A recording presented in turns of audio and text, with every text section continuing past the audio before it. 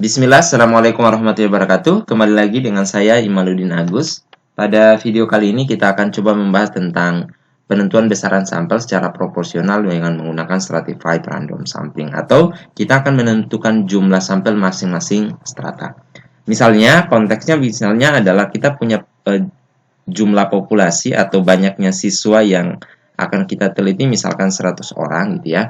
Kemudian dengan menggunakan formula tertentu, misalkan Slovin, Yamande, dan lain sebagainya, maka dari 100 orang ini kita akan hanya ambil sampling secara acak itu 50 orang misalkan. Nah, lalu di sekolah tersebut misalkan kelas ya terbagi menjadi beberapa strata, ada kelas 10, kelas 11, kemudian kelas 12. Nah, di kelas 11 misalkan proporsinya ada 30 orang misalkan. Kemudian di kelas di kelas 10 30 orang, di kelas 11 misalkan ada 32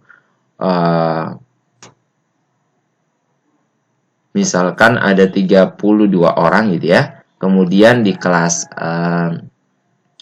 12 misalkan ada 38 orang. Nah, total keseluruhannya tentu adalah 100.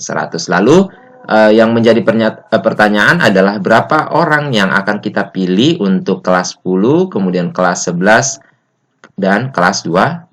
Nah, untuk menentukan berapa orang yang akan dipilih menjadi sampel secara acak untuk masing-masing strata ini, maka kita akan menggunakan formula ini. Nah, formula ini maksudnya apa? NI itu adalah jumlah sampel masing-masing strata. Ini sama dengan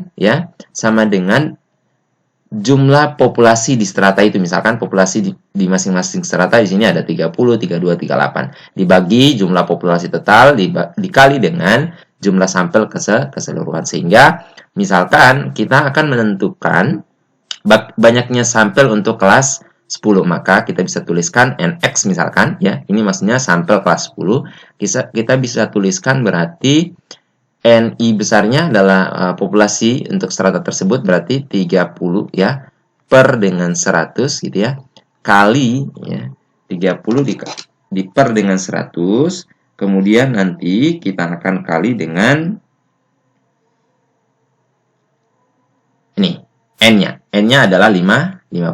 Sehingga kalau kita cari berarti ini 50 kali 30 itu hasilnya adalah 1500 ya.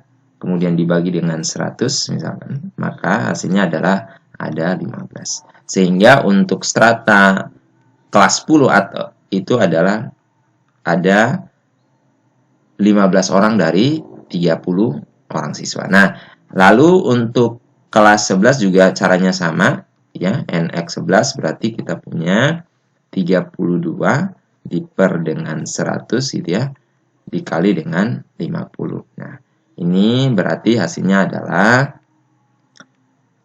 kita bisa dapatkan hasilnya adalah 16 gitu ya. Kemudian misal selanjutnya N12 ya, atau sampel kelas 12 berarti 38 diper dengan 100 dikali dengan 50 sama dengan hasilnya adalah ini 19. Sehingga kita bisa peroleh kelas 11 itu dari 32 kita akan ambil 16 gitu ya. Dari 38 kita akan ambil 19. Sehingga kalau ini kita totalkan hasilnya adalah 50. Ya.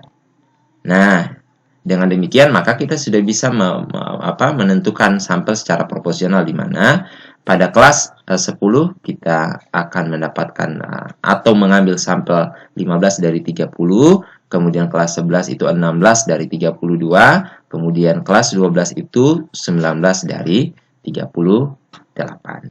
Nah, saya kira itu yang bisa saya jelaskan tentang bagaimana menentukan besaran sampel secara proporsional pada jenis sampling stratified random sampling.